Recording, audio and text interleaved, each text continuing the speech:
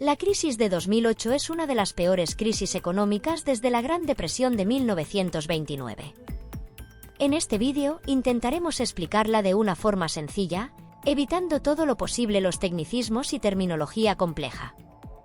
Primero que nada, en los años previos al desastre, se produjo la conocida como burbuja de las .com, que surgió a finales de siglo y que produjo una gran expectativa con la llegada de Internet, lo que hizo que todas las empresas relacionadas con recibiesen inversiones gigantescas aunque no pareciesen rentables. También se incrementó la demanda de viviendas, lo que infló los precios de tal manera que se pensó que subirían indefinidamente.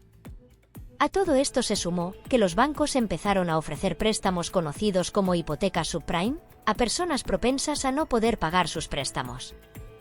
Sin embargo, estos lo ofrecían ya que contaban con unos nuevos productos financieros, denominados como obligaciones de deuda colateralizada, los cuales vendían a los inversores y los calificaban como inversiones seguras.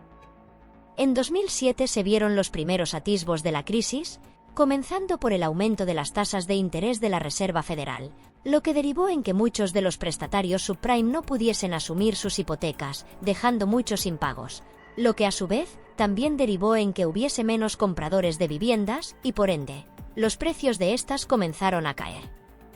Esto último también afectó a que fuesen aún más las hipotecas impagadas, ya que, como se ve en el ejemplo, la gente se percató de que ya no les convenía mantener su hipoteca, lo que dejó más casas en el mercado, lo que hizo que los precios cayesen aún más, haciendo un efecto de bola de nieve. Como consecuencia, bancos como el Lehman Brothers colapsaron, millones de personas perdieron sus trabajos y casas, sobre todo en Estados Unidos, y todas las economías ligadas a esta fueron afectadas por la recesión. Y como daño colateral, la crisis hizo que el comercio internacional decreciese, por lo que países exportadores como Japón o Alemania fueron severamente afectados.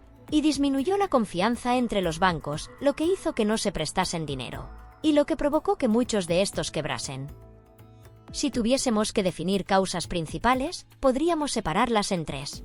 Unos préstamos irresponsables a gente que no podía pagarlos. Una falta de regulación de las CDOs y sus calificaciones.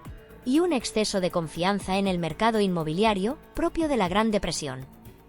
Para esta crisis, se lanzó el programa TARP, o Programa de Alivio de Activos Problemáticos.